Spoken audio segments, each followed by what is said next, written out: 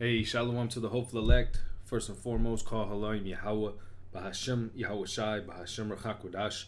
Double honors to the apostles and elders at Great Millstone who teach the truth and rule well. This is the brother Yatab Yahweh Allah coming back from the GMS SF Bay Area camp. And, I got part two of We Are Witnessing a Transitioning World. And like I said, for that word world is the Greek word ion or eon, which represents an age. And whose age is it? What are we transitioning from and what are we transitioning to? We're transitioning from Esau and the heathens' rulership to Jacob and the kingdom of Israel's rulership. Starting with Yahweh Shai and the elect. And like I said, like I was going in on the last lesson, it's all about prophecy. Like we see the things that are going on in the world. We see the economy tanking here in America. We see Esau's veil being pulled back, that man of sin being revealed. He doesn't have the power like he used to have, and he's being exposed. So scriptures say the heavens shall reveal in his iniquity.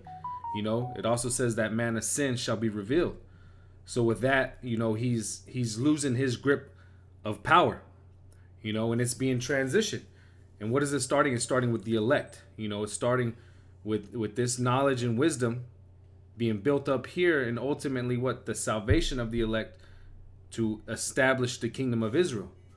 Now we're witnessing this transition period, and one of the main reasons why is Esau doesn't give credit to Yahweh Shem Yahushai. And first and foremost is prophecy. That point blank period is just prophecy. The Lord said he would give the power to Esau for a time. And then ultimately Jacob, or the kingdom of Israel, Jacob is just another word for Israel, would be set up at the end time, and it would be set up forever, in a righteous rulership. It's all prophecy. It's all about prophecy. Revelations, the 19th chapter, going into the testimony of Yahweh Shai, which is the spirit of prophecy. This is what it's all about. It's all about prophecy. Now I'm going to read this verse again. I read it in the part 1. I'm going to read it again. Just to show you what times we're in. This is 2nd Ezra chapter 6, in starting at verse 7. Then answered I and said, what shall be the parting asunder of the times, or when shall be the end of the first, in the beginning of it that followeth? What are the signs? And he said unto me, from Abraham unto Isaac, when Jacob and Esau were born of him, Jacob's hand held first the heel of Esau. And that's another thing people don't realize. The apostles and elders, and they always go into it. The meat and potatoes, so to speak, of the Bible is Jacob and Esau. This is what it's all about: good and evil. Bad versus good. The underdog story of the hero. Being Jacob, coming in at the end and beating the bad guy, the wicked, which is Esau. This is what it's all about. Now it says, and he said unto me, from Abraham unto Isaac, when Jacob and Esau were born of him, Jacob's hand held first the heel of Esau. Because what happened? Esau came out first. But what does it say? Oh, and Jacob came out right after him holding his heel. But it says, verse 9, for Esau is the end of the world. So in like manner, just how Jacob came right after Esau, this is how the power structure is going to change. This is the transition. For Esau is the end of the world, and Jacob is the beginning of it that followeth. So what does that mean? Esau is the last heathen rule to be on earth. Then what is it? Jacob is the beginning of it that followeth. Right after, the kingdom of Israel is going to be set up to rule. Now, we want to get a couple of scriptures to show, why this is happening, and ultimately that the Lord is in full control of this. You can think in your mind all these different Edomites that they set up a power structure. They set up kingdoms. They set up armies. They have all this money. They did it all themselves, but we're going to see and prove through the scriptures that Yahweh B'Shem Yahushai is in full control of all these things. Now I'm going to start with this. This is Wisdom of Solomon chapter 6, verse 1. It says, hear therefore, O you kings, and understand. Learn ye that be judges of the earth. Learn ye that be judges of the ends of the earth. Give ear, you that rule the people, and glory in the multitude of nations. For power is given you of the Lord, and sovereignty from the highest, who shall try your works and search out your counsels. Now, when we go into this, I'm going to go here real quick and jump back. Job 9:24, the earth is given into the hand of the wicked. Just like how it says here, power is given you of the Lord. So when a nation, a group of people is set up to rule, that rulership is given by Yahweh Ba'Shem Yahushai. No other, like I said, there's no other factors involved to where you did it yourself. You had different gods. None of those gods exist. There's only one true power. That's Yahweh Ba'Shem Yahushai. Now he rules in this kingdom, in this society, in this world, so to speak. Now he gives power structure. He gives power. Like, you watch that movie Game of Thrones. Well, the Lord is ultimately playing the Game of Thrones, and he sets up who he wants to. And it says, like here again, verse Wisdom of Solomon chapter 6 verse 3, power is given you of the Lord. Now who was power given to right now? Job 9:24, the earth is given into the hand of the wicked. He covereth the faces of the judges thereof, if not wherein who is he? Now the earth is given into the hand of the wicked. This is who's ruling at this time. Now we jump to Malachi, the first chapter, and it tells us who the wicked is. The burden of the word of the Lord to Israel by Malachi. I have loved you, saith the Lord, yet ye say, wherein hast thou loved us? Was not Esau Jacob's brother? There's the same theme again. Like I said, meat and potatoes. Was not Esau Jacob's brother, saith the Lord? Yet I loved Jacob, and I hated Esau. And this is what a lot of Christians, a lot of people who don't understand the Bible get hung up on. The Lord actually hates a group of people. And the main group of people he hates is Esau, Edom. And we're going to establish who Esau, Edom is. It says, and laid his mountains and his heritage waste for the dragons of the wilderness. Whereas Edom saith, we are impoverished, but we will return and build the desolate places. Thus saith the Lord of hosts, they shall build, but I will throw down, and they shall call them the border of wickedness. So now we got in Job 9:24 that the earth is given into the hand of the wicked. Now right here is saying that whatever Edom establishes, whatever he builds, is the border of wickedness. So this is the wicked. Edom is the wicked. And the people against whom the Lord hath indignation forever, which is that righteous hatred. The Lord has righteous hatred against this group of people. So we established the wicked. What did it say in let me go back to Job 9:24. We established that in Job 9:24, the earth is given into the hand of the wicked. He covereth the faces of the judges thereof. Now this sentence right here is proof, or one example, one proof, so to speak, of who did this. Covereth the faces of the judges thereof. You have to go back to the Renaissance period. Even before that, in the time of the Maccabees, you read that the heathen would paint over the faces of the judges, to the likeness of their images. The same thing happened in the Renaissance, rebirth period. What did they do? They started lightening up the images, the ancient images of all the apostles, disciples, in the most important judge, which was Yahushai, which is Yahushai. Now, who did they paint it? They didn't paint it to be a so-called Chinese. They didn't paint it to be a so-called Japanese, so-called Ishmael. What did they paint him? Caesar Borgia. They painted him to be a so-called white man. So by process of elimination, and if you can receive it, Edom being the wicked, going into prophecy, the son of perdition being revealed, he is the so-called white people that exist here today on earth. And it only makes sense. What happens when you're given a rulership? Well, you're given the ability to set the laws. You're given the ability to rule over the minds of the people. And who has that type of power? The so-called white people. All you have to do is follow the paper trail. Who has the most money? Who owns the majority of corporations? BlackRock, Vanguard. Now, when you go into them and you follow the paper trail, you see who owns BlackRock and Vanguard. It's going to lead you to a group of people, what do they call them? The elites, which is Amalek, the top tribe of Esau, Edom, which is your Rothschilds, your Rockefellers, your Gettys, all these different families who are Edomites, who own, they print the money, they make the money, they literally print the money, because they what? They own all the gold. They own all the resources. They have that power. You know? I forgot who it was, one of the Rockefellers or Rothschilds who said, you know, I care not some who makes the laws as long as they control the money. Roughly paraphrasing. You got to look that up. You know, Lord's will, I'll put that in the description.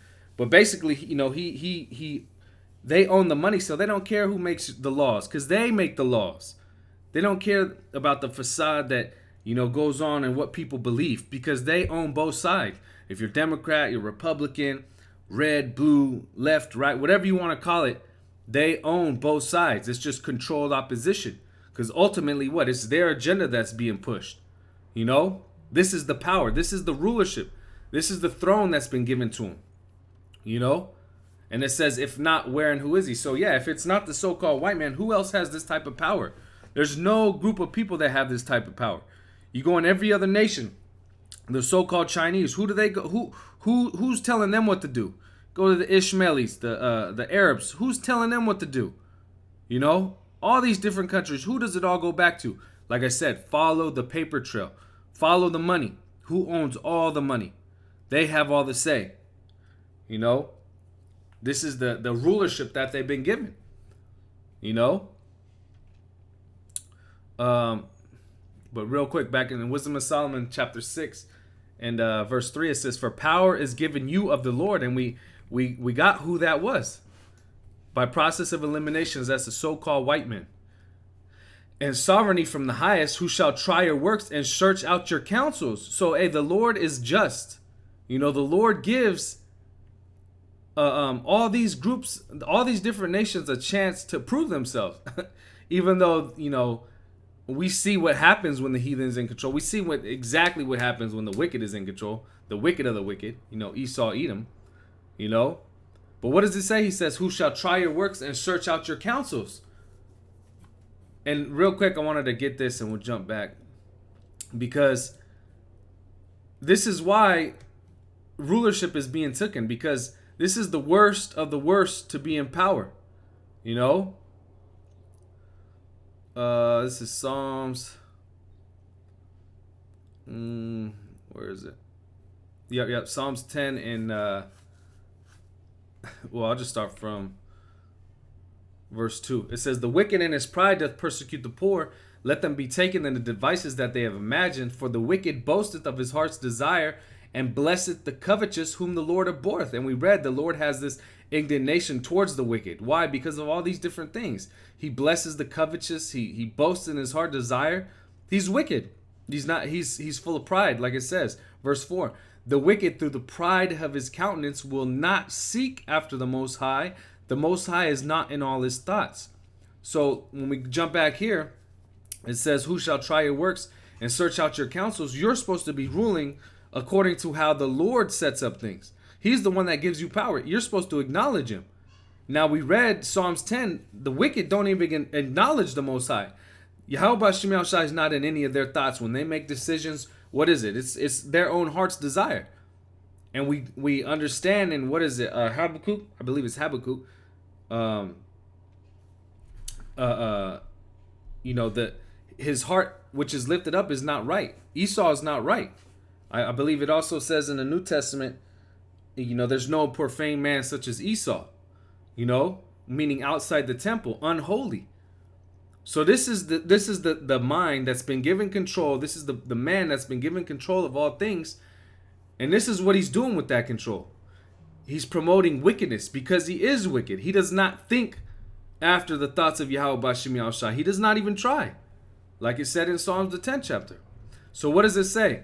It says, verse 4, "Because being ministers of his kingdom, you have not judged aright, nor kept the law, nor walked after the counsel of the Most High." And we read why. He doesn't think about Yahweh Bashim Yahushua. And it's funny because he's a hypocrite. Here it is, he'll establish a nation saying that the Bible is you know, the rule of law, the rule of the land, you know, what we're supposed to be going by. But here it is, he'll make his own judicial system. He won't follow any of the laws of the Bible. He'll actually set up things that the Bible condemns and set them up as law. Case in point, you know, the LGBTQ thing, you know. But this is what happens when the wicked is in control. They do not go by the Bible, no matter how much they say it, no matter how much of a facade they put on. They are wicked. They are profane. So what does it say? Horribly and speedily shall he come upon you, for a sharp judgment shall be to them that be in high places. And this is ultimately what's going to happen to Esau Edom. He's going to be taken out of power. He's going to be his main city being America, it's going to be utterly destroyed. And then what's going to happen? Esau Edom's going to go into slavery, hardcore slavery. This is Daniel 4:17. This matter is by the decree of the watchers, and the demand by the word of the holy ones, to the intent that the living may know that the Most High ruleth in the kingdom of men, and giveth it to whomsoever he will, and setteth up over it the basis of men. Now this is point blank period. The Most High ruleth in the kingdom of men. He gives it to whoever he wills. And we read in Job 9:24, he gave that kingdom, this kingdom right now, into the hands of the wicked. And we read what they're doing. They're not doing judgment. They're not listening to the counsel of the Most High. The Most High is not in their thoughts. They're promoting wickedness. They're doing everything abominable to Yahweh Shem Yahushai. And what does it say? And setteth up over the basis of man, proving that Esau Edom is the basis of the basest man. He's the lowest of the lowest heathen. And this goes to show you the power of Yahweh Shem Yahushai, that he can take the example, what was supposed to be the example, the apple of his eye, out of the rulership position, put them in slavery, and set up the wicked of the worst of the nastiest heathen, and put him in a power to where he's ruling over you. That's the power of Yahweh Shem Yahushai. That's a power that we fear. Isaiah 24:4. The earth mourneth and fadeth away. The world languish and fadeth away. The haughty people of the earth do languish. This is what we're experiencing right now. This is why you have the majority of the world, especially primarily here in America, on all these different anxiety medicines, all these different psycho medicines, so-called medicines, pharmaceuticals, I should say.